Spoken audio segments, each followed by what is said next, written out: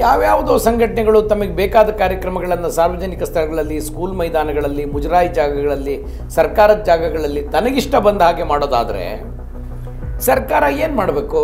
ನೀವೆಲ್ಲ ಏನು ಬೇಕಾದರೂ ಮಾಡ್ಕೊಳ್ಳಿ, ನಾನು ನೋಡ್ತಿರ್ತೀನಿ ಬರೀ ಕಣ್ಮುಚ್ಚಿ ಅಂತ ಹೇಳೋಕ್ಕಾಗೋದಿಲ್ವಲ್ಲ. ಆದ್ದರಿಂದ ಪರವಾನಗಿಯನ್ನು ಪಡಿಬೇಕು ಅನ್ನೋದು, ಒಂದು ಪರ್ಮಿಷನ್ ತಗೋಬೇಕು ಅನ್ನೋದು ಒಂದು ಶಿಸ್ತಿನ ಕನಿಷ್ಠ ಕಾರ್ಯಕ್ರಮ. ಅದು ದಲಿತರನ್ನು ಒಳಗೊಂಡ ಹಿಂದೂ ರಾಷ್ಟ್ರದ ಕಲ್ಪನೆ RSSನವ್ರಿಗೆ ಇಲ್ಲ.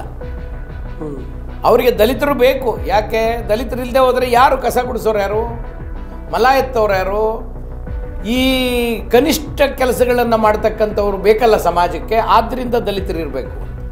ಸವಾಲುಗಳನ್ನು ಹಾಕಿ, ಪ್ರಶ್ನೆಗಳನ್ನು ಕೇಳಿ, ಸರ್ಕಾರ ಮಾಡ್ತಿರೋ ತಪ್ಪು ಅಂತ ಹೇಳ್ತಕ್ಕಂಥ ಶಕ್ತಿ ಪ್ರದರ್ಶನ ಮಾಡಿದ ಒಬ್ಬ ದಲಿತ ನಾಯಕನನ್ನು ಟಾರ್ಗೆಟ್ ಮಾಡೋದಿದೆಯಲ್ಲ, ಇದು RSSನವರ ಹಿಂದೂ ರಾಷ್ಟ್ರದ ಕಲ್ಪನೆ, ಅಥವಾ ನಾವೆಲ್ಲ ಒಂದು, ನಾವೆಲ್ಲ ಹಿಂದೂ ಅಂತ ಹೇಳುವ ಅದೊಂದು ಸೋಗಲಾಡಿ ಸ್ಲೋಗನ್ನು. ಆದರೆ ಹಿಂದುಗಡೆ ದಲಿತರನ್ನು, ಮುಸಲ್ಮಾನರನ್ನು ಏಕಮುಖವಾಗಿ ನೋಡಿ ಅವರನ್ನು ಟಾರ್ಗೆಟ್ ಮಾಡ್ತಕ್ಕಂಥ ಕೆಲಸವನ್ನು ಮಾಡ್ತಿದ್ದಾರೆ. RSSನವ್ರ ಪ್ರಕಾರ ಸಂವಿಧಾನ, ವಿಶ್ವ ಹಿಂದೂ ಪರಿಷತ್ನವ್ರ ಪ್ರಕಾರ ಸಂವಿಧಾನ, ಬಜರಂಗ್ ದಳದ ಪ್ರಕಾರ ಸಂವಿಧಾನ ಅಂತ ಅನ್ನೋದು ಮನುಧರ್ಮಶಾಸ್ತ್ರ. ಇದನ್ನು ಕಾಂಶಿರಾಮ್ ಅವರು ಹೇಳ್ತಿದ್ರು. ಈ ಮನುವಾದಿಗಳು ಎಲ್ಲಿಯವರೆಗೆ ಸಕ್ರಿಯವಾಗಿರ್ತಾರೆ ಅಲ್ಲಿಯವರೆಗೆ ದಲಿತ ಶಕ್ತಿ ಬೆಳೆಯೋಕ್ಕಾಗೋದಿಲ್ಲ ಅನ್ನೋದನ್ನು ಹೇಳ್ತಿದ್ರು. ನಾಳೆ ನೀವು ದಂಡ ಇಟ್ಕೊಳ್ಳೋದಕ್ಕೆ RSSನವ್ರಿಗೆ ಪರ್ಮಿಷನ್ ಕೊಟ್ಟಿದ್ದೀರಿ, ನಮಗೆ ತ್ರಿಶೂಲ ಇಟ್ಕೊಂಡು ಮೆರವಣಿಗೆ ಮಾಡೋದಕ್ಕೆ ಪರ್ಮಿಷನ್ ಕೊಡಬೇಕು ಅಂತ ಬೇರೆ ಸಂಘಟನೆಯವರು ಎದ್ದು ನಿಂತರೆ ಏನು ಮಾಡ್ತೀರಿ? ಒಬ್ಬರು ತ್ರಿಶೂಲ ಕೇಳ್ತಾರೆ, ಒಬ್ಬರು ಗನ್ ಕೇಳ್ತಾರೆ, ಒಬ್ಬರು ಚಾಕು ಕೇಳ್ತಾರೆ, ಒಬ್ಬರು ಸಾಮಾನ್ಯವಾದ ನೈಫ್ ಯಾವುದು ಅಡುಗೆ ಮನೇಲಿ ಬಳಸ್ತೀವಲ್ಲ ಅಂಥದ್ದನ್ನು ಇಟ್ಕೊಂಡು ನಾವು ಮೆರವಣಿಗೆ ಮಾಡೋಕ್ಕೆ ಪರ್ಮಿಷನ್ ಕೊಡಿ ಅಂದರೆ ಏನು ಉತ್ತರ ಕೊಡಬೇಕು? ಸಂವಿಧಾನದಲ್ಲಿ ಆಡಳಿತ ಏನು ಉತ್ತರ ಕೊಡಬೇಕು ಅವರಿಗೆ? ಆ ಹಿಂದುಳಿದ ವರ್ಗದವರ ಮಕ್ಕಳು ಇವತ್ತು ಗನ್ ಹಿಡ್ಕೊಂಡು, ದೊಣ್ಣೆ ಹಿಡ್ಕೊಂಡು, ಶಸ್ತ್ರಗಳನ್ನು ಹಿಡ್ಕೊಂಡು ಹೋರಾಟಕ್ಕೆ ಸಜ್ಜಾಗಿ ನಿಂತಿದ್ದಾರೆ. ಆದರೆ ಈ ದೊಡ್ಡ ದೊಡ್ಡ ನಾಯಕರ ಮಕ್ಕಳುಗಳು ಯಾವ ದೇಶದಲ್ಲಿ ಓದ್ತಾ ಇದ್ದಾರೆ, ಅವ್ರು ಏನು ಕೆಲಸ ಮಾಡ್ತಿದ್ದಾರೆ, ಯಾವ RSSನ ಮುಂಚೂಣಿ ಶಸ್ತ್ರಾಧಾರಿತ ಯುದ್ಧಗಳಲ್ಲಿ, ಗಲಭೆಗಳಲ್ಲಿ ಅವರು ಮುಂಚೂಣಿ ಪಾತ್ರವನ್ನು ವಹಿಸಿದ್ದಾರೆ ಅಂತೇಳಿ ಸಂಶೋಧನೆ ನಡೆದುಬಿಟ್ರೆ ನಿಮಗೆ ಗೊತ್ತಾಗ್ಬಿಡ್ತದೆ. ನಮಸ್ಕಾರ, ವಾರ್ತಾಭಾರತೀಯ ವೀಕ್ಷಕರಿಗೆ RSS ಸರಣಿ ಕಾರ್ಯಕ್ರಮಕ್ಕೆ ಸ್ವಾಗತ. ನಾನು ಧರಣೀಶ್ ಪುಕಿನ್ಕೆರೆ. ನನ್ನ ಜೊತೆಗೆ ಇವತ್ತು ರಾಜ್ಯಸಭೆಯ ಮಾಜಿ ಸದಸ್ಯರು, ಸಾಹಿತಿಗಳು ಆದಂತಹ ಎಲ್ ಹನುಮಂತಯ್ಯ ಅವರಿದ್ದಾರೆ. ಅವ್ರ ಜೊತೆಗೆ RSS ಬಗ್ಗೆ ಮಾತಾಡ್ತೀನಿ. ಕೊನೆಯಲ್ಲಿ ರಾಜ್ಯದಲ್ಲಿ ಈಗ ದಲಿತ CM ಅನ್ನುವಂಥ ವಿಷಯ ಕೂಡ ಚರ್ಚೆ ಆಗ್ತಿದೆಯಲ್ಲ, ಅದ್ರ ಬಗ್ಗೆ ಕೂಡ ಸ್ವಲ್ಪ ಮಾತನಾಡ್ತೀನಿ. RSS ಬಗ್ಗೆ ಏನಪ್ಪ ಅಂತಂದರೆ, RSS ದಲಿತರನ್ನು ಟಾರ್ಗೆಟ್ ಮಾಡ್ತಿದೆ ಅನ್ನುವಂತಹ ಆರೋಪಗಳು, ಚರ್ಚೆಗಳು ಕೇಳಿಬರ್ತಾ ಇದ್ದಾವೆ. ಪ್ರಿಯಾಂಕ್ ಖರ್ಗೆ ವಿಷಯಕ್ಕೆ ಸಂಬಂಧಪಟ್ಟಂತೆ ಈಗ ಇಡೀ ರಾಜ್ಯದಲ್ಲಿ ಇನ್ನೆಲ್ಲೂ ಕೂಡ ಅವ್ರಿಗೆ ಶಕ್ತಿ ಪ್ರದರ್ಶನ ಮಾಡಬೇಕು ಅಂತ ಅನ್ನಿಸ್ತಿಲ್ವಾ? ಚಿತ್ತಾಪುರದಲ್ಲೇ ಶಕ್ತಿ ಪ್ರದರ್ಶನ ಮಾಡಬೇಕಿತ್ತ? ಲಕ್ಷಾಂತರ ಜನ ಸೇರಿಸ್ಬೇಕಿತ್ತ? ಇದು ಪ್ರಿಯಾಂಕ್ ಖರ್ಗೆ ಅವರನ್ನು ಟಾರ್ಗೆಟ್ ಮಾಡುವುದಲ್ಲದೆ ಮತ್ತೇನು? ಯಾವ ಕಾರಣಕ್ಕೋಸ್ಕರ ಚಿತ್ತಾಪುರವನ್ನು ಆಯ್ಕೆ ಮಾಡಿಕೊಂಡ್ರು? ಅದರ ಹಿಂದೆ ಇರುವಂತಹ ರಾಜಕೀಯ ಅಥವಾ ಹುನ್ನಾರ ಉದ್ದೇಶ ಏನು? ಇದರ ಬಗ್ಗೆ ನಾನು ಎಲ್ ಹನುಮಂತಯ್ಯವ್ರ ಜೊತೆಗೆ ಮಾತಾಡ್ತೀನಿ. ಅದಕ್ಕೆ ಮೊದಲು ನಾನು ನಿಮಗೆ ರಿಕ್ವೆಸ್ಟ್ ಮಾಡ್ತೀನಿ, ನೀವು ಇನ್ನೂ ವಾರ್ತಾಭಾರತಿಯನ್ನು ಸಬ್ಸ್ಕ್ರೈಬ್ ಮಾಡಿಲ್ಲ ಅಂದರೆ ದಯವಿಟ್ಟು ಸಬ್ಸ್ಕ್ರೈಬ್ ಮಾಡಿ, ಲೈಕ್ ಮಾಡಿ, ಶೇರ್ ಮಾಡಿ ಮತ್ತು ಬೆಲ್ ಬಟನನ್ನು ಪ್ರೆಸ್ ಮಾಡಿ. ಈಗ ಕಾರ್ಯಕ್ರಮವನ್ನು ಶುರು ಮಾಡ್ತೀನಿ. ಸರ್, ಕಾರ್ಯಕ್ರಮಕ್ಕೆ ಸ್ವಾಗತ. ನಮಸ್ಕಾರ. ಈ ಪ್ರಿಯಾಂಕ್ ಖರ್ಗೆ ಅವರ ಚಿತ್ತಾಪುರದಲ್ಲಿ, ಅವರು ವಿಧಾನಸಭೆಗೆ ಪ್ರತಿನಿಧಿಸುವಂಥ ಚಿತ್ತಾಪುರ ವಿಧಾನಸಭಾ ಕ್ಷೇತ್ರದಲ್ಲಿ RSS ಒಂದು ಬೃಹತ್ ಶಕ್ತಿ ಪ್ರದರ್ಶನ ಮಾಡಲಿಕ್ಕೆ ಹೊರಟಿದೆ. ಕೋರ್ಟ್ದು ಬಿಡಿ, ಅದು ಕೋರ್ಟ್ ಏನೋ ನಿರ್ದೇಶನ ನೀಡುತ್ತೆ, ಅದರ ಪ್ರಕಾರ ಜಿಲ್ಲಾಡಳಿತ, ಸ್ಥಳೀಯ ಆಡಳಿತ ಆ್ಯಕ್ಟ್ ಮಾಡಬೇಕಾಗತ್ತೆ. ಅದನ್ನು ಬಿಟ್ಟು ಇದರಿಂದ ಇರುವಂತಹ ರಾಜಕೀಯ ಏನು? RSSನ ಕುರಿತು ಪ್ರಿಯಾಂಕ್ ಖರ್ಗೆ ಅವರು ಸಾರ್ವಜನಿಕ ಸ್ಥಳಗಳಲ್ಲಿ ಈ ರೀತಿಯ ಸಂಘಟನೆಗಳು ತಮ್ಮ ಕಾರ್ಯಕ್ರಮಗಳನ್ನು ಮಾಡೋದಕ್ಕೆ ಪರವಾನಗಿಯನ್ನು ಪಡ್ಕೋಬೇಕು ಅಂತೇಳಿ ಮುಖ್ಯಮಂತ್ರಿಗಳಿಗೆ ಬರೆದ ಪತ್ರ ಭಾಳ ದೊಡ್ಡ ವಿವಾದಕ್ಕೆ ಈಡಾಯಿತು. ಆ್ಯಕ್ಚುಲಿ ಇದು ವಿವಾದಕ್ಕೆ ಈಡಾಗಬೇಕಾದ ಸಂಗತಿಯೇ ಅಲ್ಲ. ಸಾರ್ವಜನಿಕ ಸ್ಥಳಗಳನ್ನು ದುರುಪಯೋಗ ಮಾಡದೇ ಇರಬೇಕಾದ್ರೆ ಯಾವ್ಯಾವುದೋ ಸಂಘಟನೆಗಳು ತಮಗೆ ಬೇಕಾದ ಕಾರ್ಯಕ್ರಮಗಳನ್ನು ಸಾರ್ವಜನಿಕ ಸ್ಥಳಗಳಲ್ಲಿ, ಸ್ಕೂಲ್ ಮೈದಾನಗಳಲ್ಲಿ, ಮುಜರಾಯಿ ಜಾಗಗಳಲ್ಲಿ, ಸರ್ಕಾರದ ಜಾಗಗಳಲ್ಲಿ ತನಗಿಷ್ಟ ಬಂದ ಹಾಗೆ ಮಾಡೋದಾದರೆ ಸರ್ಕಾರ ಏನು ಮಾಡಬೇಕು? ನೀವೆಲ್ಲ ಏನು ಬೇಕಾದರೂ ಮಾಡ್ಕೊಳ್ಳಿ, ನಾನು ನೋಡ್ತಿರ್ತೀನಿ ಬರೀ ಕಣ್ಮುಚ್ಚಿ ಅಂತ ಹೇಳೋಕ್ಕಾಗೋದಿಲ್ವಲ್ಲ. ಆದ್ದರಿಂದ ಪರವಾನಗಿಯನ್ನು ಪಡಿಬೇಕು ಅನ್ನೋದು, ಒಂದು ಪರ್ಮಿಷನ್ ತಗೋಬೇಕು ಅನ್ನೋದು ಒಂದು ಶಿಸ್ತಿನ ಕನಿಷ್ಠ ಕಾರ್ಯಕ್ರಮ ಅದು. ಅದನ್ನು ಮಾಡಬೇಕು ಅಂತ ಅವ್ರು ಬರೆದಿರೋದರಲ್ಲಿ ಯಾವ ತಪ್ಪು ಇಲ್ಲ. ಮುಖ್ಯಮಂತ್ರಿಗಳು ಕೂಡ ಇದನ್ನು ಒಪ್ಕೊಂಡಿದ್ದಾರೆ. ಮುಖ್ಯಮಂತ್ರಿಗಳು ಮುಖ್ಯ ಕಾರ್ಯದರ್ಶಿ ಅವರಿಗೆ ಬರೆದು ಇದರ ಮೇಲೆ ಕಾನೂನಿನ ಪ್ರಕಾರ ಕ್ರಮ ವಹಿಸುವುದು ಅಂತ ಬರೆದಿದ್ದಾರೆ. ಅದರ ಮೂಲಕ ಕಾನೂನಿನ ಪ್ರಕಾರ ಏನು ಮಾಡಬೇಕು ಅಂತ ಸರ್ಕಾರಕ್ಕೆ ಅನ್ನಿಸ್ತದೆ, ಕ್ಯಾಬಿನೆಟ್ಗೆ ಅನ್ನಿಸ್ತದೆ, ಅವರ ತೀರ್ಮಾನವನ್ನು ಕೈಗೊಳ್ತಾರೆ. ಆನಂತರ ಪ್ರಶ್ನೆ ಮಾಡೋ ಕೋರ್ಟ್ಗಳಿವೆ, ಕೋರ್ಟಿಗೆ ಹೋಗೋದು ಅವರ ಜನ್ಮಸಿದ್ಧ ಹಕ್ಕು, ಅದಿರಲಿ. ಆದರೆ ಚಿತ್ತಾಪುರದಂಥ ಒಂದು ಪಟ್ಟಣದಲ್ಲಿ RSS ಇಷ್ಟು ಬೃಹತ್ ಸಂಘಟನೆ ಬೃಹತ್ ಪ್ರದರ್ಶನವನ್ನು ಮಾಡ್ತೇವೆ, ಪಥಸಂಚಲನವನ್ನು ಮಾಡ್ತೇವೆ ಅಂತ ಅನ್ನೋದರ ಹಿಂದೆ ಪ್ರಿಯಾಂಕ್ ಖರ್ಗೆ ಅವರನ್ನು ಟಾರ್ಗೆಟ್ ಮಾಡಿರುವ ಎಲ್ಲ ಸೂಚನೆಗಳು ಇವೆ. ಇದರಲ್ಲೇನು ಅನುಮಾನ ಇಲ್ಲ. RSS ಹಾಗಾದರೆ ಹಿಂದೂ ರಾಷ್ಟ್ರವನ್ನು ಕಟ್ಟುವ ಘೋಷವಾಕ್ಯವನ್ನು ಇಟ್ಟುಕೊಂಡಿರುವ RSS ಯಾವ ಹಿಂದೂಗಳ ವಿರುದ್ಧ ತಮ್ಮ ಹುನ್ನಾರವನ್ನು ಅಥವಾ ಒಂದು ಟಾರ್ಗೆಟನ್ನಾಗಿ ಯಾರನ್ನು ಮಾಡ್ತಿದ್ದಾರೆ? ಅವರ ನಿಜವಾದ ವೈರಿಗಳು ಅಂತ ಅವರು ಯಾರನ್ನು ಟ್ರೀಟ್ ಮಾಡಿದ್ದಾರೆ? ಮೊದಲ ವೈರಿ ಅಲ್ಪಸಂಖ್ಯಾತರು, ಮುಸಲ್ಮಾನರು. ಅವರ ಎರಡನೇ ವೈರಿ ದಲಿತರು. ಯಾಕೆ?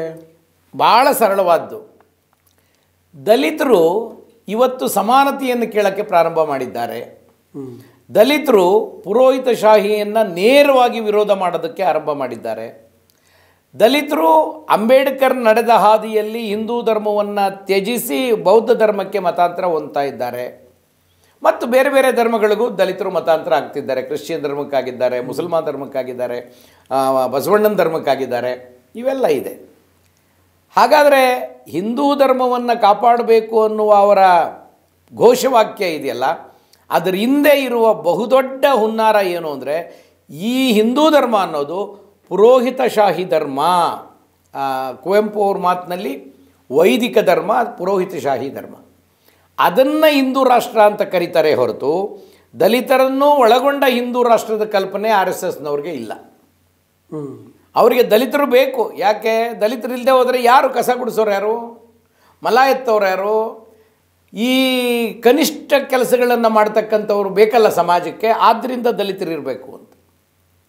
ದಲಿತರು ಎರಡನೇ ದರ್ಜೆಯ ಪ್ರಜೆಗಳಾಗಿ ಹಿಂದೂ ಅಂತ ಹೇಳ್ಕೊಳ್ಬೇಕು. ಆದರೆ ಸಮಾನತೆಯನ್ನು ಅವರು ಕೊಡೋಕ್ಕೆ ಸಾಧ್ಯ ಇಲ್ಲ. ಅವರ ಘೋಷ ಈಗಾಗಲೇ ಘೋಷಿತವಾದ ಪರಂಪರೆ RSSನವ್ರದ್ದು. ಹೀಗಿರುವಾಗ ದಲಿತರನ್ನು ಟಾರ್ಗೆಟ್ ಮಾಡುವ ಮೂಲಕವೇ ಓಕೆ, ಅವರ್ಯಾಕೆ ಮೇಲ್ಜಾತಿಯ ನಾಯಕರುಗಳನ್ನು ಟಾರ್ಗೆಟ್ ಮಾಡಿ ಅವ್ರ ಕ್ಷೇತ್ರಗಳಲ್ಲಿ ಕೆಲಸ ಮಾಡ್ತಾ ಇಲ್ಲ?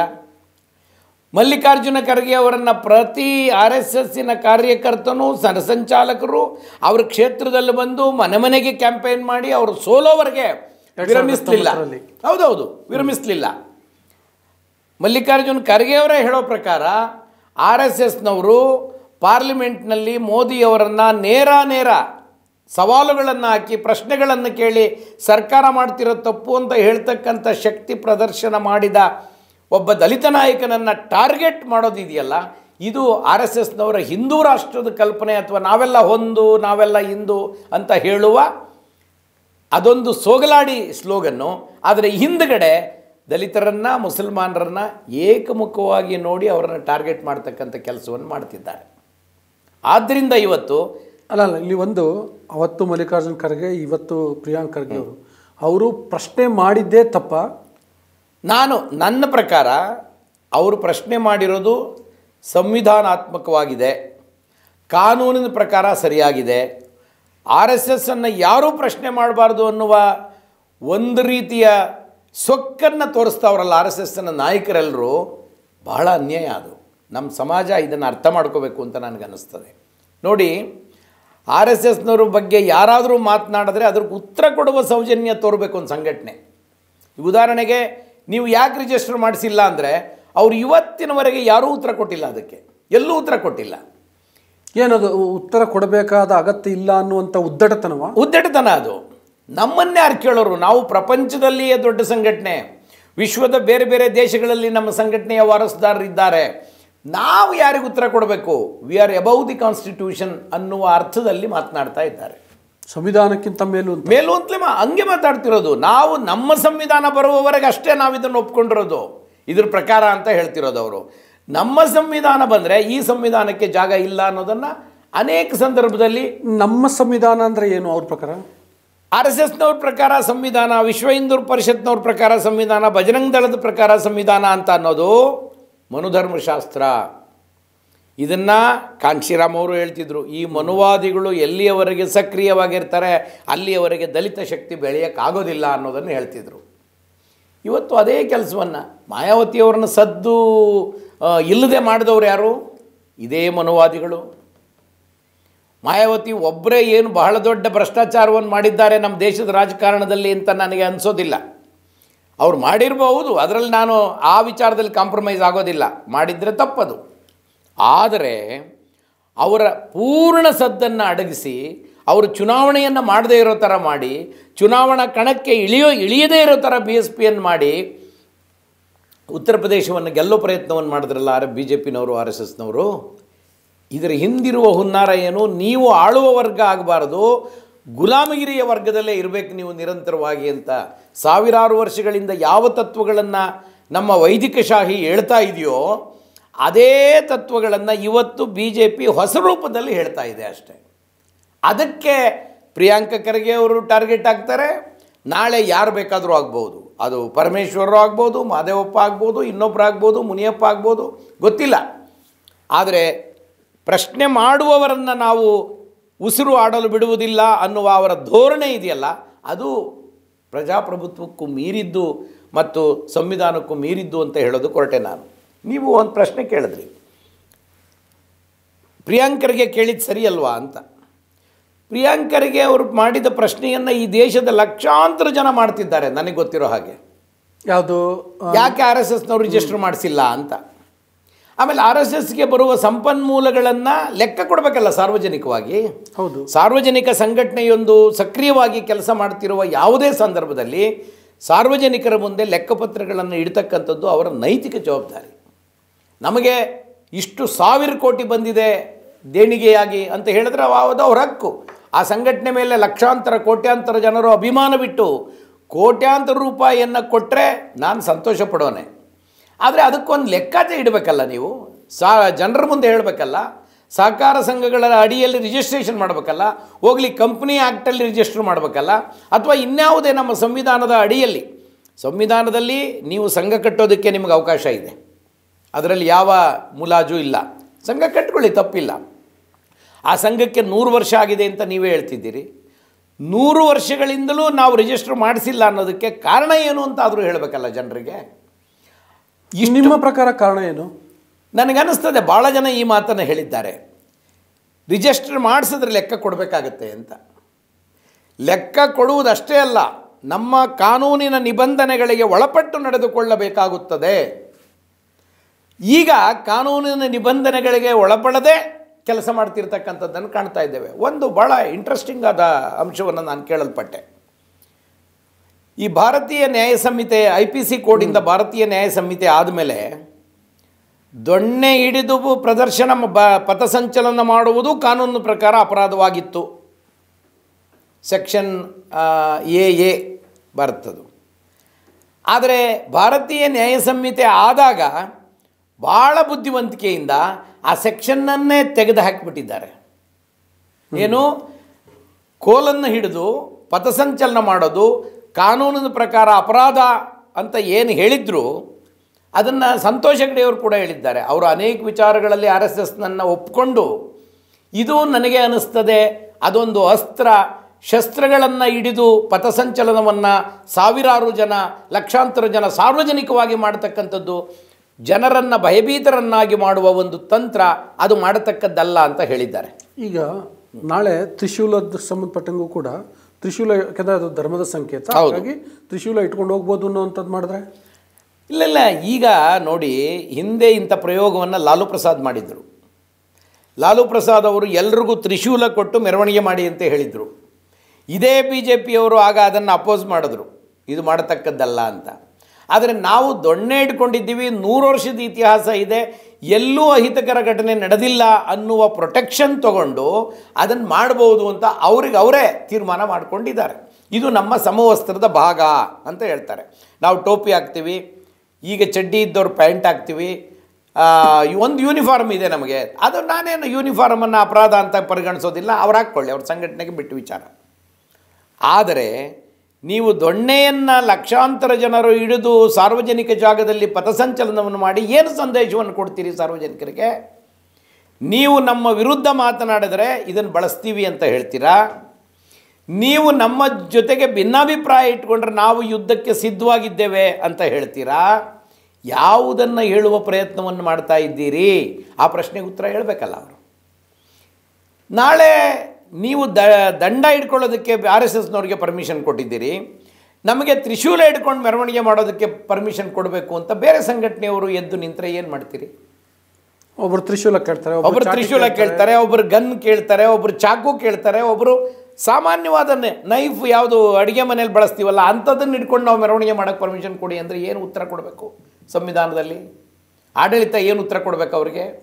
ಆದ್ದರಿಂದ ಇದು ಇವತ್ತಿನವರೆಗೆ ಅಪಾಯಕಾರಿ ಅಲ್ಲ ಅನ್ನೋದು ಪ್ರೊಟೆಕ್ಷನ್ ಅಲ್ಲ. ನಿಮ್ಮ ಬಳಕೆಯ ಉದ್ದೇಶ ಏನು ಮತ್ತು ಸಾರ್ವಜನಿಕರಿಗೆ ಏನು ಸಂದೇಶ ಕೊಡ್ತೀರಿ? ಸಾರ್ವಜನಿಕರಿಗೆ ನಾವು ಯಾವುದೇ ರೀತಿಯ ಸಂಘರ್ಷಕ್ಕೆ ಸಿದ್ಧವಾಗಿದ್ದೇವೆ ಅನ್ನೋ ಸಂದೇಶವನ್ನು ಕೊಡ್ತಾ ಇದ್ದೀರಾ, ಅಥವಾ ಇದು ನಮ್ಮ ಕೈಯಲ್ಲಿ ಈ ಅಸ್ತ್ರ ಇದೆ, ಇದನ್ನು ನಾವು ಬಳಸಬಲ್ಲೆವು, ನೀವೇನಾದರೂ ನಮ್ಮ ವಿರುದ್ಧ ಮಾತನಾಡಿದ್ರೆ ಅನ್ನೋ ಮಾತನ್ನು ಹೇಳ್ತಾ ಇದ್ದೀರಾ? ಇದಕ್ಕೆ ತಾನೇ ಉತ್ತರ ಕೊಡಬೇಕಾಗಿರೋದು. ಆದರೆ ಆ ಕುರಿತು ಯಾರೂ ಉತ್ತರ ಕೊಡ್ತಾ ಇಲ್ಲ. RSSನವರು ಯಾವ ಸರ್ಸಂಚಾಲಕರು ಉತ್ತರ ಕೊಡ್ತಾ ಇಲ್ಲ. ಆದ್ದರಿಂದ ನನಗನ್ನಿಸ್ತದೆ RSSನ ಈ ನಡವಳಿಕೆ ನಮ್ಮ ಸಾಂಸ್ಕೃತಿಕ ನೈತಿಕತೆಯನ್ನು ಪ್ರತಿಬಿಂಬಿಸುವ ನಡವಳಿಕೆ ಅಲ್ಲ ಅಂತ ನನಗನ್ನಿಸ್ತದೆ. ಇಲ್ಲಿ ದಲಿತ್ ಇಶ್ಯೂ ಏನು ಅಂತ, why they are targeting Dalits ಅಂತ? ಎಸ್, ಇದು ಭಾಳ ಸ್ಪಷ್ಟವಾದ ಪ್ರಶ್ನೆ. ನಾವು ದಲಿತರೆಲ್ಲರೂ ಕೂಡ, ಬಹುತೇಕ ದಲಿತರು ಈ ದೇಶದಲ್ಲಿ ಅಂಬೇಡ್ಕರ್ ಅವರು ಫಾಲೋಯರ್ಸ್, ಅಂಬೇಡ್ಕರ್ ಸಿದ್ಧಾಂತದಲ್ಲಿ ನಂಬಿಕೆ ಇಟ್ಟಿರೋರು. ಅಂಬೇಡ್ಕರ್ ಸಿದ್ಧಾಂತ ಹಿಂದೂ ಸಿದ್ಧಾಂತದ ತದ್ವಿರುದ್ಧವಾದದ್ದು. ಹಿಂದೂ ಸಿದ್ಧಾಂತದಲ್ಲಿ ಮೇಲು ಕೀಳು, ಏಣಿಗೆ ಮೆಟ್ಟಲು, ಶ್ರೇಣೀಕೃತ ವ್ಯವಸ್ಥೆ ಮಾನ್ಯ. ಆದರೆ ಅಂಬೇಡ್ಕರ್ ಅವರ ಸಿದ್ಧಾಂತದಲ್ಲಿ ಸ್ವಾಭಿಮಾನ ಮತ್ತು ಸಮಾನತೆ ಅದರ ಮೂಲಮಂತ್ರ. ಮನುಷ್ಯ ಕೇವಲ ಬದುಕುವುದಲ್ಲ, ಸ್ವಾಭಿಮಾನದಿಂದ ಬದುಕಬೇಕು. ಕೇವಲ ಮನುಷ್ಯ ತನ್ನ ಬದುಕುವಿಗಾಗಿ ಊಟ ಮಾಡುವುದಲ್ಲ, ಅವನು ಸ್ವಾಭಿಮಾನದಾಚೆಗೆ ಸಮಾನತೆಯನ್ನು ಬೇಡುವ ಅರಿವು ಅವನಿಗೆ ಬರಬೇಕು. ಯಾರು ಸ್ವಾಭಿಮಾನಿ ಆಗ್ತಾನೆ ಅವನಿಗೆ ಸಮಾನತೆಯ ಅರಿವು ಸಹಜವಾಗೇ ಬಂದ್ಬಿಡುತ್ತೆ.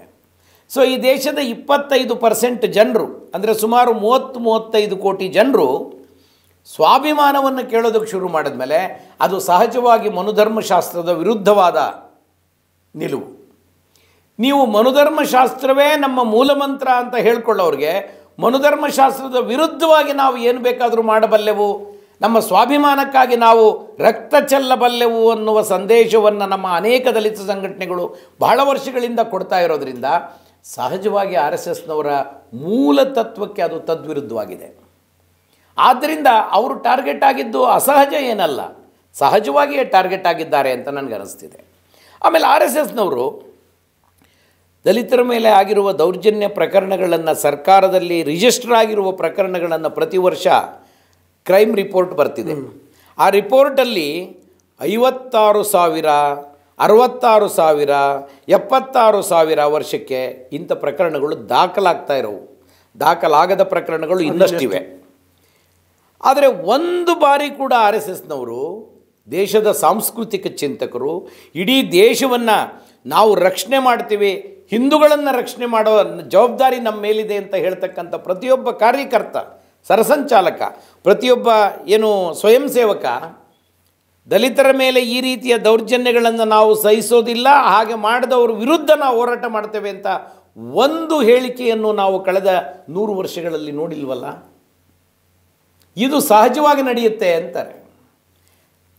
ಗೃಹ ಮಂತ್ರಿ ಅಮಿತ್ ಶಾ ಅವರು ಪಾರ್ಲಿಮೆಂಟ್ನಲ್ಲಿ ಹೇಳ್ತಾರೆ, ಅರೆ ಒಂದು ಆನೆ ನಡೆಯುವಾಗ 4 ಜನ ಸತ್ತರೆ ಅದೇನು ಮಾಡೋಕ್ಕಾಗೋದಿಲ್ಲ ಅಂತ ಹೇಳ್ತಾರೆ. ಯಾರು? ನಮ್ಮ ಸಂಸದನೊಬ್ಬ ಸಂಸದನ ಮಗ ಕಾರು ಓಡಿಸಿ 4 ಜನರು ಪ್ರಾಣ ಹತ್ಯೆ ಮಾಡಿದಾಗ ಹೀಗಾಗೋದು ಸಹಜವಾದದ್ದು, ಇದನ್ನು ತಪ್ಪಿಸೋಕ್ಕಾಗಲ್ಲ ಅಂತ ಹೇಳ್ತಾರೆ. ಅಂದರೆ ಇದರ ಅರ್ಥ ಏನು? ದಲಿತರ ಪ್ರಾಣಗಳಿಗೆ ಕವಡೆ ಕಾಸಿನ ಕಿಮ್ಮತ್ತು ಇಲ್ಲ.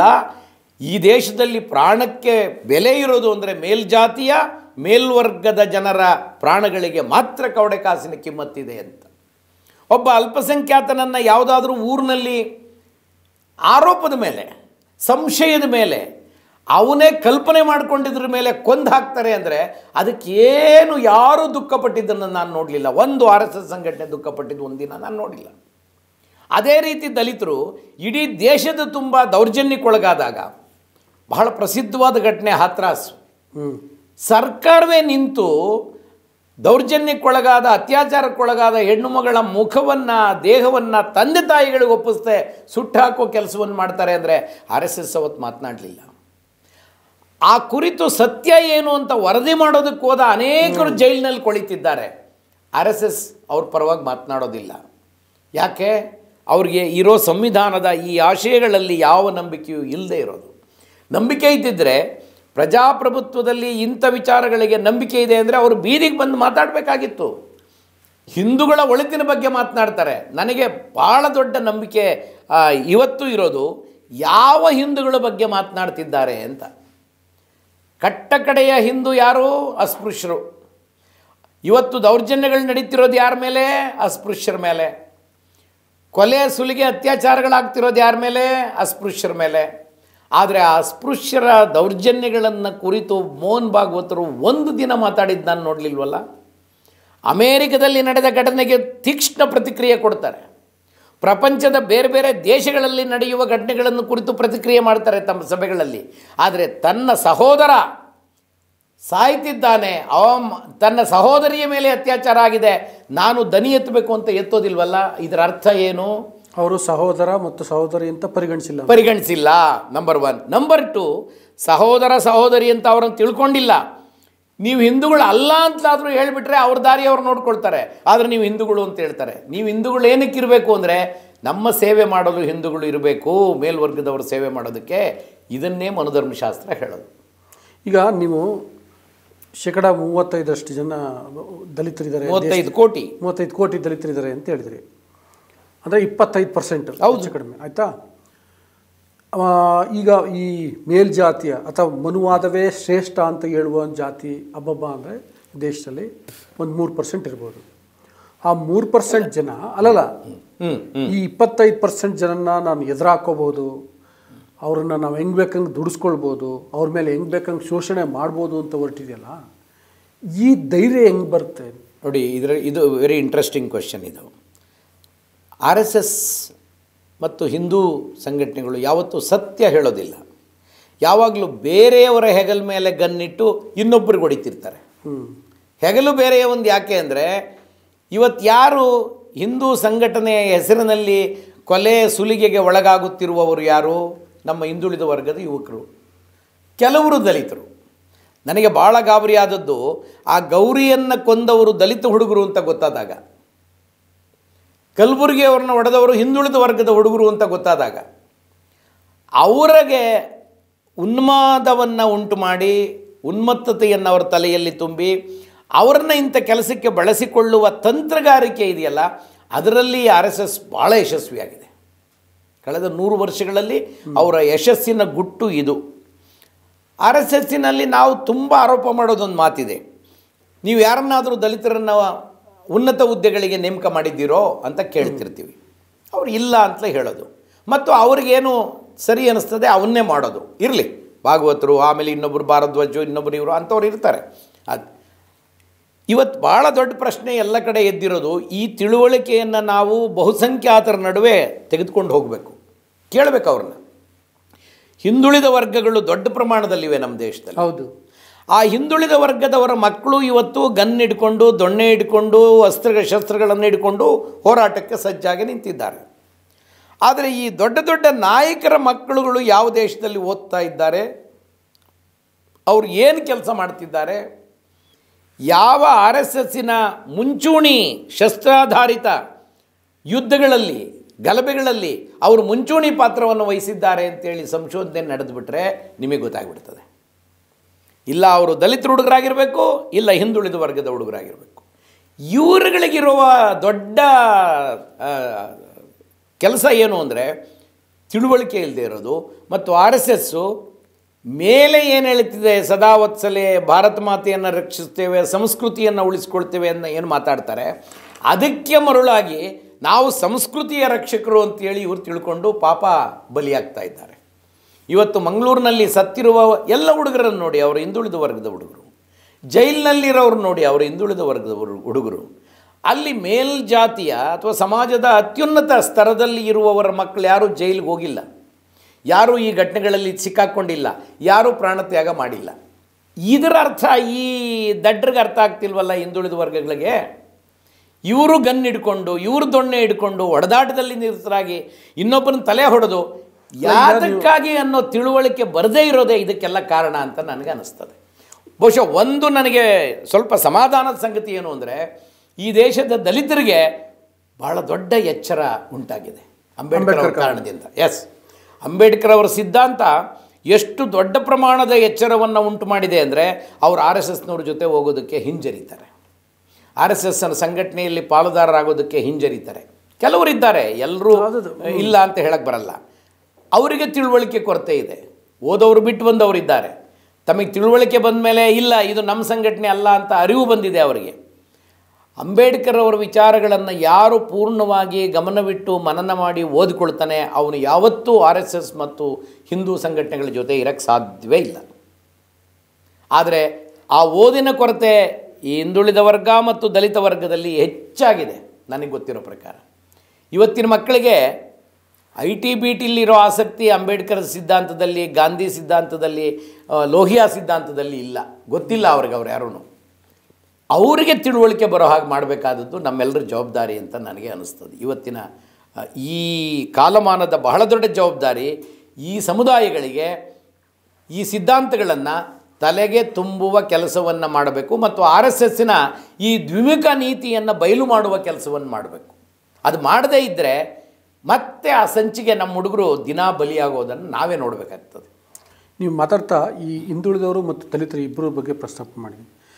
ಇವರಿಬ್ಬರ ನಡುವೆ ಬೇರೆ ಬೇರೆ ರೀತಿಯ ಏನೋ ಒಂದು ಭಿನ್ನಾಭಿಪ್ರಾಯ ರೂಪಿಸಿ ಅಥವಾ ಅವ್ರ ನಡುವೆ ಕಿತ್ತಾಟ ಬರೋ ಮಾಡಿ, ಈಗ ಅದೇ ಫಾರ್ ಎಕ್ಸಾಂಪಲ್ ಹಿಂದುಳಿದವರು ಏನಾದರೂ ಈ ಮನುವಾದ ಅಂತ ಅನ್ನೋದನ್ನ ಪ್ರತಿನಿಧಿಸಿ, ಇವರು ಅಂಬೇಡ್ಕರ್ ವಾದ ಅಂತ ಪ್ರತಿನಿಧಿಸಿ, ಆಗ ಆ ಸೈದ್ಧಾಂತಿಕ ಸಂಘರ್ಷ ಉಂಟಾಗೋ ಥರ ಮಾಡಿ ಇದೆಲ್ಲ ಮಾಡ್ತಿದ್ದೀವಿ RSS ಅಂತ ಅನ್ನಿಸ್ತು ನಿಮಗೆ? ನಾನು ಒಂದು ಕಡೆ ಓದಿದ ನೆನಪಿದೆ, ಯಾವಾಗಲೂ ಈ ಸಮುದಾಯಗಳು ಒಗ್ಗಟ್ಟಾಗದಂತೆ ನೋಡಿಕೊಳ್ಳಬೇಕಾದ ಜವಾಬ್ದಾರಿ ನಮ್ಮ ಮೇಲಿದೆ ಅಂತ RSSನವರು ಅವರ ಕ್ಲೋಸ್ಡ್ ಸರ್ಕಲಲ್ಲಿ ಹೇಳ್ಕೊಂಡಿದ್ದಾರೆ ಕೆಲವು ತತ್ವಗಳನ್ನು. ಅದರಲ್ಲಿ ಇದೊಂದು 8 ಈ ರೀತಿಯ ಠರಾವುಗಳನ್ನು ಮಾಡಿಕೊಂಡಿದ್ದಾರೆ. ಅದರಲ್ಲಿ ಇದೊಂದು ಅಂದರೆ, ಹೀಗೆ ಇವರನ್ನು ಒಡೆದು ಇಡುವ ನೀತಿಯಲ್ಲಿಯೇ ನಮ್ಮ ಯಶಸ್ಸು ಅಡಗಿದೆ ಅನ್ನೋದು ಅವ್ರಿಗೆ ಗೊತ್ತಾಗಿದೆ. ಅದೃಷ್ಟವಶಾತು ಅವರು ಅದರಲ್ಲಿ ಸಕ್ಸಸ್ಸು ಆಗ್ತಿದ್ದಾರೆ. ಕಳೆದ 100 ವರ್ಷದ ಇತಿಹಾಸ ನೋಡಿಬಿಟ್ರೆ they have become successful in that. ಆದರೆ ನಾವು ಛಿದ್ರವಾಗೋದಲ್ಲಿ ಯಶಸ್ಸು ಕಾಣ್ತಾ ಇದ್ದೇವೆ. ದಲಿತರು ಅಂಬೇಡ್ಕರ್ ಅವರನ್ನು ಒಪ್ಪಿಕೊಂಡ ರೀತಿಯಲ್ಲಿ ಹಿಂದುಳಿದ ವರ್ಗದವರು ಅಂಬೇಡ್ಕರ್ ಅವರನ್ನು ಒಪ್ಪಿಕೊಳ್ಳೋದು ಆಗ್ತಾ ಇಲ್ಲ. Let us be very clear. Yes. ಆಮೇಲೆ ಹಿಂದುಳಿದ ವರ್ಗಗಳ ಆದ್ಯತೆಗಳೇನು, ಅದು ದಲಿತರನ್ನು ಜೊತೆಯಲ್ಲಿ ಇಟ್ಕೋಬೇಕು ಅನ್ನುವ, ನೋಡಿ ಒಂದು ರಾಜಕೀಯ ಕಾರಣದ ಇದು ವಿಚಾರವನ್ನು ಹೇಳಿಬಿಡ್ತೀನಿ. ಕಾನ್ಶಿರಾಮ್ ಮತ್ತು ಮಲಯಂ ಸಿಂಗ್ ಯಾದವ್ ಅವರು ಅಧಿಕಾರ ಮಾಡಿದ್ರು ಒಂದು ಅವಧಿಯಲ್ಲಿ. ಬಟ್ ಭಾಳ ದಿನ ಅವರ ಸರ್ಕಾರ ಮುಂದುವರಿಲಿಲ್ಲ, ಹೌದು, ಬಿದ್ದೋಯ್ತು. BJP ಆವಾಗ ಕಾನ್ಶಿರಾಮ್ ಜೊತೆ ಸೇರಿ ಒಂದು ಸಾರಿ ಅಧಿಕಾರ ಮಾಡಿತು. ಕಾನ್ಶಿರಾಮ್ ಅವರು ಅಧಿಕಾರ ಬಿಟ್ಕೊಡದೆ ಹೋದರು ಮಾಯಾವತಿ ಮುಖ್ಯಮಂತ್ರಿ ಇದ್ದಾಗ. ಅವರೇನು ಬೇಜಾರು ಮಾಡ್ಕೊಳ್ಳಿಲ್ಲ. ಆದರೆ ಹಿಂದುಳಿದ ವರ್ಗದ ಮತ್ತು ದಲಿತ ವರ್ಗದ ನಾಯಕರಿಬ್ಬರೂ ಸೇರಿ ಅಧಿಕಾರದಲ್ಲಿ ಮುಂದುವರಿಯೋದನ್ನು ಅವರು ಸಹಿಸಲೇ ಇಲ್ಲ. They divided them. ಎಸ್. ಅವರನ್ನು ಇಬ್ಬಾಗ ಮಾಡಿದ್ರು. ಆ ಇಬ್ಬಾಗ ಮಾಡಿದ ಕಾರಣದಿಂದಾಗಿ ಕಾಲಾಂತರದಲ್ಲಿ ಅವರು ಪರ್ಮನೆಂಟಾಗಿ ಸೇರದೇ ಇರೋ ಥರ ಆಗೋಯ್ತು. ದಲಿತರು ತಮ್ಮ ಓಟನ್ನು ತಾವು ಹಾಕ್ಕೊಳ್ಳಿ, ಹಿಂದುಳಿದ ವರ್ಗಗಳು ತಮ್ಮ ಓಟನ್ನು ತಾವು ಹಾಕ್ಕೊಳ್ಳಿ, ಅವ್ರಿಗೆ ಗೆಲ್ಲಕ್ಕೆ ಬರೋದಿಲ್ಲ, ಗೆಲ್ಲಕ್ಕೆ ಸಾಧ್ಯವೇ ಇಲ್ಲ. ಸೊ ಈ ಡಿವೈಡ್ ಆ್ಯಂಡ್ ರೂಲ್ ಪಾಲಿಸಿ ಇದೆಯಲ್ಲ, ಇದು ಬ್ರಿಟಿಷರು ನಮಗೆ ಕಲಿಸ್ಕೊಟ್ಟಿರೋದು. ಭಾಳ ಜನ ಹೇಳ್ತಿರ್ತಾರೆ ಸಾವರ್ಕರ್ ಮುಚ್ಚಳಿಕೆ ಬರ್ಕೊಟ್ಟಿದ್ರು ಬ್ರಿಟಿಷರಿಗೆ, ಅವೆಲ್ಲ ಹೇಳ್ತಿರ್ತಾರೆ. ನನಗೆ ಸಾವರ್ಕರ್ ಏನು ಮುಚ್ಚಳಿಕೆ ಬರ್ಕೊಡ್ಬೇಕಾಗಿಲ್ಲ, ಬ್ರಿಟಿಷವ್ರು ಹೇಳ್ತಿದ್ದನ್ನೇ ಫಾಲೋ ಮಾಡ್ತಿದ್ರಲ್ಲ. ಆದ್ದರಿಂದ ಅದು ಮುಚ್ಚಳಿಕೆ ಬರ್ಕೊಡೋ ವಿಧಾನ ಏನಲ್ಲ, ಅದು ಬರೀ ಕಾಟಾಚಾರಕ್ಕಷ್ಟೇ. ಆದರೆ ಬ್ರಿಟಿಷರ ಆಳ್ವಿಕೆಯನ್ನು ಬಹುವಾಗಿ ಮೆಚ್ಚಿದ್ದವರು ಈ ಹಿಂದೂ ಸಂಘಟನೆಯ ಮಾಲೀಕರುಗಳೇ ಆವಾಗಲೂ. ಅದು ಈ ಅರಿವು ನಮಗಿರಬೇಕು.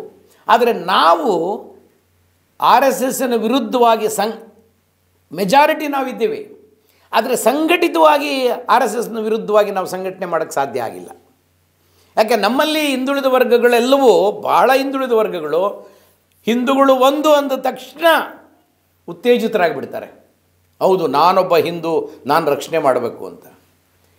ಈ ಬಾಬರಿ ಮಸೀದಿ ಕೋರ್ಟ್ ತೀರ್ಪು ಬರೋ ದಿವಸ ನಮ್ಮ ಮನೆಗೊಬ್ಬ ದಲಿತ ಬಂದಿದ್ದ. ಅವನು, ಸರ್ ಇವತ್ತು ತೀರ್ಪು ಬರ್ತದಲ್ಲ ಸರ್ ಅಂತ. ಅವನೊಬ್ಬ ಸಾಮಾನ್ಯ ಗಾರೆ ಕೆಲಸದವನು. ತೀರ್ಪು ಬರ್ತದಲ್ಲ ಸರ್? ಹೌದಪ್ಪ, ಇವತ್ತು ತೀರ್ಪು ಬರುತ್ತೆ ಸರ್. ನಮ್ಮ ಪರವಾಗಿ ಬರುತ್ತಲ್ವ ಸರ್? ಅಂದರೆ ಹಿಂದೂಗಳು ಪರವಾಗಿ ಬರುತ್ತಲ್ವ? ಅಂದರೆ ಅವನ ಫೀಲಿಂಗ್ ನೋಡಿ, ಇದು ಹಿಂದೂಗಳು, ನಾವೆಲ್ಲ ಹಿಂದೂಗಳು, ಆದ್ದರಿಂದ ನಮ್ಮ ಪರವಾಗಿ ತೀರ್ಪು ಬಂತು ಅನ್ನೋ ಭಾವನೆಯನ್ನು ವ್ಯಕ್ತಪಡಿಸುತ್ತಿರುವ ಈ ಸಮುದಾಯಗಳು ಒಂದಾಗೋದು ಯಾವಾಗ? ಇದನ್ನು ಭಾಳ ಯಶಸ್ವಿಯಾಗಿ ಮಾಡಿದ್ದವರು ಕಾಂಶಿರಾಮ್ ಅವರು. 15% ಮೇಲ್ವರ್ಗವನ್ನು ಪಕ್ಕಕ್ಕಿಟ್ಬಿಡಿ, ನಿಮ್ಮ ಓಟ್ ನಮಗೆ ಬೇಕಾಗಿಲ್ಲ ಅಂತ ಹೇಳೋರು. ಆ ಪತ್ರಕರ್ತರು ಬರೆಯಲ್ಲ ಅಂತ ಗೊತ್ತಾದರೆ ನೀವು ನನ್ನ ಪತ್ರಿಕಾಗೋಷ್ಠಿಗೆ ಬರಲೇಬೇಡಿ ಅಂತ ಧೈರ್ಯವಾಗಿ ಹೇಳಿದವರು ಅವರೊಬ್ಬರು. ಉಳಿದ ಬಹುಜನದ ಕಲ್ಪನೆಯ ಮೇಲೆ ಕಟ್ಟಿದ್ರಲ್ಲ, ದೊಡ್ಡ ಯಶಸ್ಸನ್ನು ಪಡೆದಿದ್ದು ಉತ್ತರ ಪ್ರದೇಶದಲ್ಲಿ. ಆ ಯಶಸ್ಸು ಇಡೀ ದೇಶದಲ್ಲಿ ಮಾಡಬೇಕಾಗಿತ್ತು, ಮಾಡುವ ಉದ್ದೇಶ ಇತ್ತು ಅವ್ರಿಗೆ.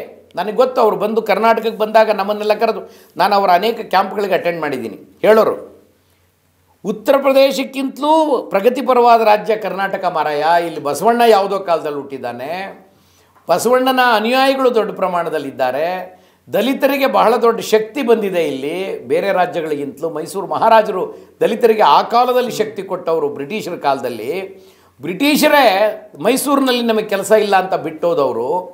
ಅಂತಹ ರಾಜ್ಯ ಇನ್ನೂ ನೀವು ಗುಲಾಮಗಿರಿಯಲ್ಲಿ ಬದುಕ್ತಿದ್ದೀರಲ್ಲ ಅಂತ ಹೇಳ್ಬಿಟ್ಟೋದವರು.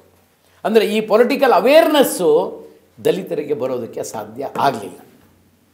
ದಲಿತರು ಇವತ್ತಿಗೂ ಕೂಡ ಮೇಲ್ವರ್ಗಗಳ ಮೇಲ್ಜಾತಿಯ ರಾಜಕೀಯ ಪಕ್ಷಗಳ ಗುಲಾಮಗಿರಿಯಲ್ಲಿ ಬದುಕ್ತಾ ಇದ್ದಾರೆಯೇ ಹೊರತು ನಾವು ಅಧಿಕಾರಕ್ಕೆ ಬರಬಹುದು ಅಂತ ಅನ್ನುವ ಕಲ್ಪನೆಗೆ ಬಂದಿಲ್ಲ, ಇನ್ನು ಅಂಥ ಚಿಂತನೆನೇ ಬಂದಿಲ್ಲ ನನ್ನ ಪ್ರಕಾರ. ಸರ್, ನೀವು ಚೆನ್ನಾಗಿ ಮಾತಾಡ್ತಿದ್ದೀರಿ, ಆದರೆ ನಂಗೆ ಟೈಮ್ ಆಗ್ತಾ ಇದೆ. ಏನಂದರೆ ಈಗ ಲಾಸ್ಟಲ್ಲಿ ಈ ಕರ್ನಾಟಕದಲ್ಲಿ ಈಗ ಚರ್ಚೆ ಆಗ್ತಿದ್ದಲ್ಲ ದಲಿತ CM ಬಗ್ಗೆ, ಅದೊಂದು ಕ್ವಶನ್ ಕೇಳ್ಬಿಡ್ತೀನಿ. ಏನು ದಲಿತ CM ಅಂತೇಳಿ ಮತ್ತೆ ಚರ್ಚೆ ಆಗ್ತಿದೆಯಲ್ಲ, ಅದು ಮೆಟೀರಿಯಲೈಸ್ ಆಗುತ್ತೆ? ನೋಡಿ, ದಲಿತ CM ಅನ್ನೋ ಚರ್ಚೆ ಬಹಳ ವರ್ಷಗಳಿಂದ ನಡೀತಾ ಇದೆ. ಕಾಂಗ್ರೆಸ್ ಪೂರ್ಣ ಪ್ರಮಾಣದಲ್ಲಿ 2/3 ಮೆಜಾರಿಟಿ ಬಂದಾಗಲೂ ದಲಿತ CM ಚರ್ಚೆ ಇತ್ತು, ಆದರೆ ದಲಿತ CM ಆಗಲಿಲ್ಲ. ನಮ್ಮ ರಾಜ್ಯದಲ್ಲಿ ಮೇಲ್ವರ್ಗಗಳ ಆ ಹಿಕ್ಮತ್ತು ಎಷ್ಟಿದೆ ಅಂದರೆ, ದಲಿತರ ಬಗ್ಗೆ ಸಿಂಪತಿ ತೋರಿಸೋರು ಎಲ್ಲರೂ ಇದ್ದಾರೆ, ಆದರೆ ಅವ್ರನ್ನ ಮುಖ್ಯಮಂತ್ರಿ ಮಾಡಿ ನಾನು ಅವ್ರ ಕೈ ಕೆಳಗಿರ್ತೀನಿ ಅನ್ನೋ ಶಕ್ತಿ ಯಾರಿಗೂ ಇಲ್ಲ, ಔದಾರ್ಯ ಯಾರಿಗೂ ಇಲ್ಲ. ಇಲ್ಲದಿದ್ರೆ ಯಾವತ್ತೋ ಮಾಡಬೇಕಾಗಿತ್ತು. ಬಸವಲಿಂಗಪ್ಪನವರು ಎದೆ ಹೊಡ್ಕೊಂಡೇ ಸತ್ತೋದ್ರು ನಾನು ಮುಖ್ಯಮಂತ್ರಿ ಆಗಲಿಲ್ಲ ಅಂತ. ಇನ್ನೂ ಅನೇಕರು ನಮ್ಮಲ್ಲಿ ಶಕ್ತಿ ಇರೋ ಲೀಡರ್ಗಳು, ಇವು ಮಲ್ಲಿಕಾರ್ಜುನ ಖರ್ಗೆ ಅವರು ಯಾವತ್ತೋ ಮುಖ್ಯಮಂತ್ರಿ ಆಗಬೇಕಾಗಿತ್ತು. ಅವ್ರಿಗಿದ್ದ ಶಕ್ತಿ, ಅವರು KPCC ಅಧ್ಯಕ್ಷರಾಗಿ ಕೆಲಸ ಮಾಡಿದ್ದು, ಮತ್ತು ರಾಜ್ಯದ ಎಲ್ಲ ನಾಯಕರುಗಳಿಗೆ ಒಂದು ರೀತಿ ಒಪ್ಪಿತವಾದ ನಾಯಕತ್ವವನ್ನು ಕೊಟ್ಟಿದ್ದು, ಯಾರನ್ನು ಆ ದೊಡ್ಡ ಪ್ರಮಾಣದಲ್ಲಿ ವಿರೋಧ ಕಟ್ಕೊಳ್ಳದೆ ಇದ್ದದ್ದು. ಅಂಥ ಸಂದರ್ಭದಲ್ಲಿ ಸಾಧ್ಯವಾಗದಿರುವ ಕೆಲಸವನ್ನು ಈಗ ಗೋಜಲಾಗಿರುವ ರಾಜಕಾರಣದಲ್ಲಿ ಆದರೂ ಆಸೆ ಬಿಟ್ಟಿಲ್ಲ ನಮ್ಮ ದಲಿತ ನಾಯಕರು, ದಲಿತ ಮುಖ್ಯಮಂತ್ರಿ ಬರ್ತಾರೆ ಅಂತ ನಂಬಿಕೊಂಡು ಹೋರಾಡ್ತಾ ಇದ್ದಾರೆ. ಅದಕ್ಕೆ ನಾನು ಆಗಬೇಕು ಅನ್ನೋನು, ದಟ್ ಡಸಂಟ್ ಮೀನ್ ನಾನು ಹಿಂಗೆ ಹೇಳ್ತಿದ್ದೀನಿ ಅಂದರೆ ಇದಾಗಲ್ಲ ಕಣ್ರಿ ಅಂತ ಹೇಳೋನಲ್ಲ ನಾನು. ಆದರೆ ಯಾವುದೇ ರಾಜಕೀಯ ಪಕ್ಷ ದಲಿತರನ್ನು ಮುಖ್ಯಮಂತ್ರಿ ಮಾಡಬೇಕಾದ್ರೆ ಆ ರಾಜಕೀಯ ಪಕ್ಷಕ್ಕೆ ಪೂರ್ಣ ಪ್ರಮಾಣದ ಹಿಡಿತ ತನ್ನ ಶಾಸಕರ ಮೇಲೆ ಇರಬೇಕು. ಅವ್ರು ಹೇಳಿದವರು ಮುಖ್ಯಮಂತ್ರಿ. ಇಂದಿರಾ ಗಾಂಧಿ ಕಾಲದಲ್ಲಿ ಅದಿತ್ತು. ಕಾಂಗ್ರೆಸ್ ಹೆಸರಿನಲ್ಲಿ ಗೆಲ್ತಿದ್ರು ಜನ, ಶಾಸಕರು, ಯಾವುದೇ ಜಾತಿಯ ಶಾಸಕರು. ಆಗ ಇಂದಿರಾ ಗಾಂಧಿ ಅನೇಕ ರಾಜ್ಯಗಳಿಗೆ ದಲಿತ ಮುಖ್ಯಮಂತ್ರಿಗಳನ್ನು ನೇಮಕ ಮಾಡ್ತಾಯಿದ್ರು. ಆ ಎಮ್ಮ ನೇಮಕ ಮಾಡಿದ ಕಾರಣಕ್ಕಾಗಿ ಜಗನ್ನಾಥ್ ಪಹಾಡಿಯಾ ಅಂಥವರೆಲ್ಲ ಮುಖ್ಯಮಂತ್ರಿಗಳಾದವರು. ಸಂಜೀವಯ್ಯನವರು ಆಂಧ್ರದಲ್ಲಿ. ಕರ್ನಾಟಕದಲ್ಲಿ ಅಂಥ ವಿಚಾರದಲ್ಲಿ ಯಾವತ್ತೂ ಆಗಬೇಕಾಗಿತ್ತು. ಆಮೇಲೆ ಇಲ್ಲಿ ಸಮರ್ಥರಿಲ್ವೇ ಅನ್ನೋ ಪ್ರಶ್ನೆ ಇರಲಿಲ್ಲ. ಭಾಳ ದೊಡ್ಡ ದೊಡ್ಡ ನಾಯಕರು ದಲಿತರಲ್ಲಿ ಬಂದಿದ್ದಾರೆ. ಇವತ್ತು ಕರ್ನಾಟಕದಲ್ಲಿ ಉಪಮುಖ್ಯಮಂತ್ರಿ ಆಗಿದ್ದ ಪರಮೇಶ್ವರವರಿದ್ದಾರೆ.